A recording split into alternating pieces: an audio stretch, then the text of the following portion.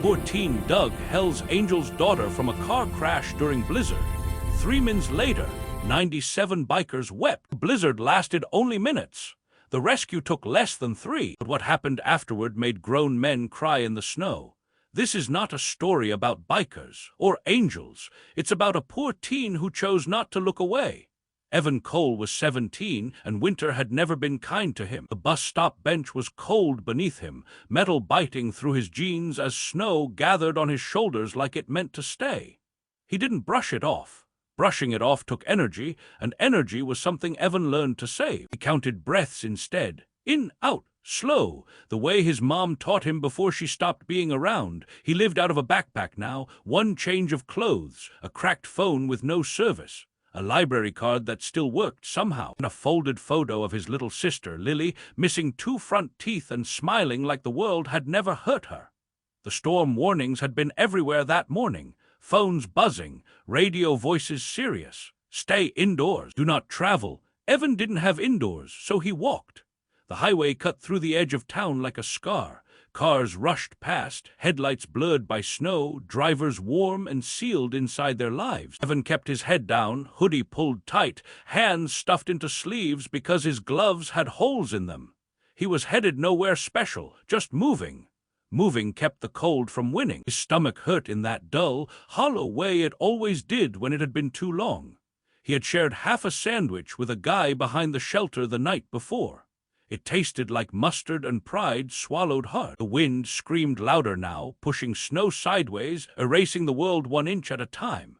Evan squinted through it, boots crunching on ice, when he heard a sound that didn't belong. Metal, a scream of metal, then silence. He stopped walking. Most people would have kept going. The storm made excuses for you. The cold forgave fear. Evan stood still, heart knocking against his ribs, listening. Then he saw it.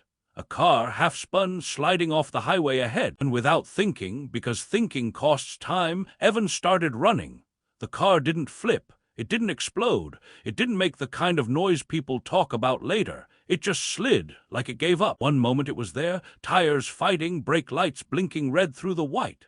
The next it was gone, pulled sideways into the ditch, swallowed by snow and silence.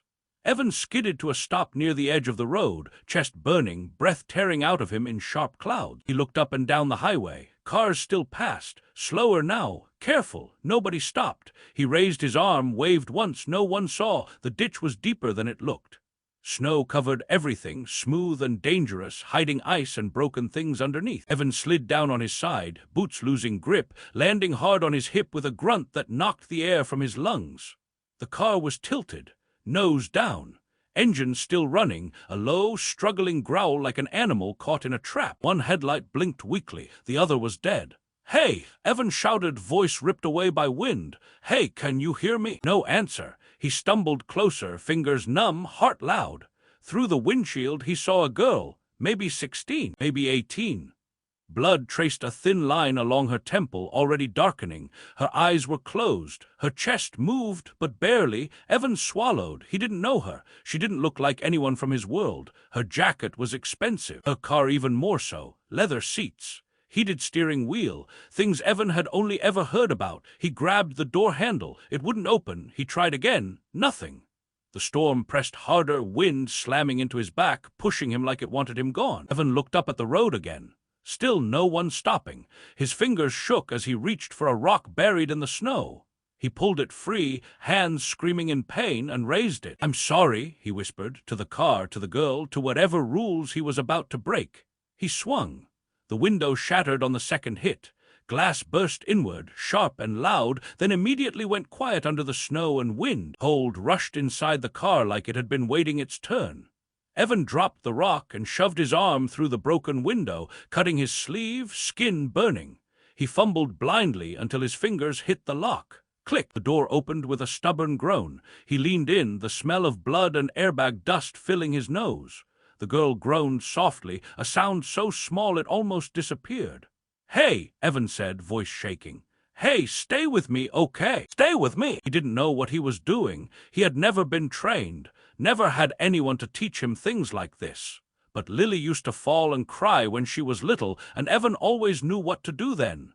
He spoke gently. He kept talking. He unbuckled her seatbelt slowly, careful, holding her weight so she didn't slump forward. She was heavier than she looked. His arms trembled, muscles screaming. The wind howled louder. Snow poured into the car. Evan wrapped one arm around her shoulders, pulling her toward him inch by inch. His boots slid. His knee hit the doorframe. Pain flared, but he didn't stop. "Almost there," he said, though he didn't know if it was true. He got her out. The moment her feet touched the snow, the engine died. Silence, just wind. He dragged her a few feet away from the car, shielded her with his body, his thin jacket no match for the cold. Her breathing was shallow. Too shallow. Evan pressed his forehead to hers. "Please," he whispered, "please don't go." And he heard it, not a siren. Engines, deep, loud, many.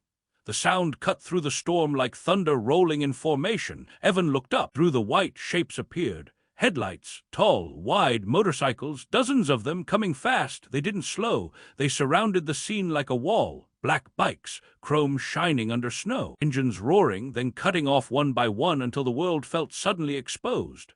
Men climbed off their bikes. Big men, heavy boots crunching in snow, leather vests darkened by ice, faces hardened by years and weather. Evan froze. He had seen movies. He had heard stories. Men like this weren't supposed to stop for kids like him. One of them stepped forward, then another. Then all of them went still when they saw the girl. A patch on one vest caught Evan's eye. Hell's Angels. The man in front dropped to his knees in the snow. His hands shook as he brushed hair from the girl's face. "That's my daughter," he said. His voice broke. Everything stopped. No wind, no snow, just breath. The man looked up at Evan, took in his torn jacket, his bleeding arm, his shaking hands still wrapped around the girl like he was afraid to let go. "How long?" the man asked. Evan swallowed. 3 minutes, maybe. The man nodded once, hard. Then he stood and shouted orders that snapped the world back into motion. Someone called for medics. Someone covered the girl with jackets. Someone pressed a phone into Evan's hand, told him to warm it. 97 bikers stood in the storm, and one by one they started crying. Not loud, not dramatic, just tears freezing on beards and cheeks. The man knelt again beside Evan. "You saved her," he said. Evan shook his head. "I just didn't leave." The man closed his eyes, and in that moment, surrounded by engines and snow and broken silence, the world shifted. The man's name was Marcus Vale. Most people knew him by something else. A road name, a reputation, a face that made rooms go quiet. But in that ditch, kneeling in the snow beside his daughter, he was just a father whose hands would not stop shaking. He kept touching her face like he was afraid she might disappear, like she was still 5 years old and sleeping in the backseat after a long ride. His gloves were soaked through, fingers red and stiff, but he didn't seem to notice. "She was supposed to call," he said to no one. "She always calls." The bikers stood back, forming a loose circle. No jokes, no noise, just quiet respect. These were men who had seen prison cells, funerals, and blood on asphalt, and still this moment broke them. Evan stayed where he was, sitting in the snow, knees pulled up, arms wrapped around himself. Shock crept in now that the danger had passed. His teeth chattered so hard his jaw hurt. One biker draped a heavy leather jacket over Evan's shoulders without a word. Another pressed a thermos into his hands. The metal burned cold, then warm. "Drink," the biker said gently. Evan obeyed. Marcus finally looked at him fully. Really looked. The torn hoodie, the blood drying on his sleeve, the boy's eyes too old for his face. "What's your name, son?" Marcus asked. "Evan." "How old are you?" 17. Marcus nodded slowly, like each word added weight to something already heavy. "You didn't have to stop," Marcus said. "Most wouldn't have." Evan shrugged. A small movement. "Someone had to." That answer hit Marcus harder than the storm. He looked away quickly, swiping at his eyes like he was angry at them. Then he stood and turned to the men behind him. "Clear the road," he said. "Make space for the ambulance." They moved instantly. Evan watched them work together, efficient, quiet, protective. These weren't the monsters he had heard about. These were men who knew how to show up when it mattered. Sirens cut through the storm at last. Red and blue lights painted the snow. As paramedics rushed in, Marcus stayed beside Evan. "You saved my whole world," he said softly. Evan didn't know what to say. He had never saved anything before. As the ambulance doors closed and the sirens faded into the storm, the adrenaline drained out of Evan's body, leaving him hollow. Cold settled deeper now, heavy, exhausting. A paramedic wrapped his arm where the glass had cut him, asked questions. Evan answered slowly. Name, age, no address. That part always made things awkward. Marcus heard it. Where are you staying? He asked carefully. Evan hesitated. He had learned to measure answers. Some truths scared people. Some made them pity you. He hated both. Nowhere, he said finally. The word hung between them. Marcus nodded once. No shock, no judgment, just understanding. They stood beside the bikes while snow continued to fall, softer now, like the storm was tired too. A few bikers lit cigarettes, shielding the flames with their hands. One of them wiped his eyes and laughed under his breath, embarrassed. "Damn kid," he muttered. "Didn't expect today to go like this." Evan stared at the ground. His mind drifted backward, to nights under bridges, to Lily's laugh before foster care took her somewhere else, to the last promise he made her that he would come back for her when he could. He wondered if she would have stopped for someone in the snow. Probably. Marcus broke the silence. "My daughter's name is Ava," he said. "She's 18, headstrong. Thinks she's invincible." Evan nodded. He knew the type. He used to be one too, before life taught him different. "She wanted to drive herself today," Marcus continued. "Said she didn't need an escort. I argued. We both said things." His voice cracked. "If you hadn't been here." He didn't finish. Evan finally looked up. "I didn't do anything special." Marcus crouched down so they were eye level. Snow gathered on his shoulders, melting into the leather. "You chose," Marcus said. "That's everything." The bikers began packing up, engines rumbling back to life. One by one they looked at Evan, not with fear or curiosity, but respect. Marcus stood and removed something from his vest, a small metal patch, wings, an angel. He pressed it into Evan's palm. "This doesn't make you one of us," he said. "It just means we'll remember." Evan's fingers closed around it. He didn't cry, but his chest hurt like he might. They didn't leave right away. The storm eased into a quiet snowfall, the kind that made the world feel paused. The highway was blocked now by bikes lined side by side, hazard lights blinking like a heartbeat. Cars stopped. Drivers waited. No one complained. 97 bikers stood in the snow, talking in low voices, checking phones, making calls. One called a hospital. Another called a lawyer. Someone else ordered food to be delivered somewhere nearby, though Evan didn't understand how that was possible in weather like this. Marcus stayed close. "You got family?" he asked. Evan shook his head. "Not really." Marcus nodded. "Friends." Another shake. Something passed between them then, not pity, recognition. One biker, an older man with gray in his beard, stepped forward. His eyes were wet, unashamed. "I buried my boy last winter," he said quietly to Evan. "Car accident." Nobody stopped. They said help was minutes away. Minutes matter. Evan swallowed hard. The man placed a hand on Evan's shoulder, squeezing once before stepping back. Another biker removed his gloves and rubbed his hands together like he needed to feel something real. "We ride hard," he said. "But today was different." Marcus cleared his throat. "We don't cry easy," he said, "but today we earned it." One by one, men turned away, wiping their faces. Tears froze on eyelashes, fell into snow that didn't judge. Evan stood in the middle of it all, overwhelmed. He had spent years being invisible, walked past, looked through, ignored. Now 97 strangers stood still because of him. A police cruiser arrived, then another. Officers approached carefully, taking in the scene. One of them looked at Evan. "You the kid who pulled her out?" Evan nodded. The officer exhaled slowly. "You saved her life." The words felt unreal. Marcus placed a hand on Evan's back. "You're not alone anymore," he said, and for the first time in a long time, Evan believed it might be true. They gathered later in a truck stop parking lot, engines quiet, snow piled high around them like walls. Someone brought Evan dry clothes. Someone else brought soup. Hot, salty, real. He ate slowly, hands trembling, warmth spreading through him like something waking up. Marcus stood a few feet away on the phone. His voice was calmer now. "Controlled. She's stable," he said when he hung up.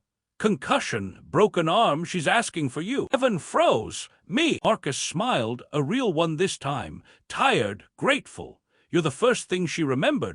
Evan didn't know how to carry that. The bikers began preparing to leave. Helmets on, zippers pulled, engines humming low. Before Marcus mounted his bike, he turned back. "You don't go back to nowhere tonight," he said, not a question. A statement. Evan hesitated. Old instincts screamed caution. Help never came without a price. He had learned that young. Marcus seemed to read his thoughts. No strings, he said, just a place to sleep, a meal, tomorrow you decide. Evan nodded slowly. As the bikes rolled out one by one, headlights cutting through the dusk, Marcus stayed behind with Evan. Snow fell quietly now. Why did you really stop? Marcus asked. Evan thought of Lily, of promises, of the sound metal makes when it gives up. I didn't want someone to disappear, he said. Marcus looked at him for a long moment. Neither do we, he said. They stood there together, two lives from different worlds, connected by 3 minutes in a storm. And somewhere, a girl was breathing, because a poor teen. The hospital room had no clock. Evan noticed that right away.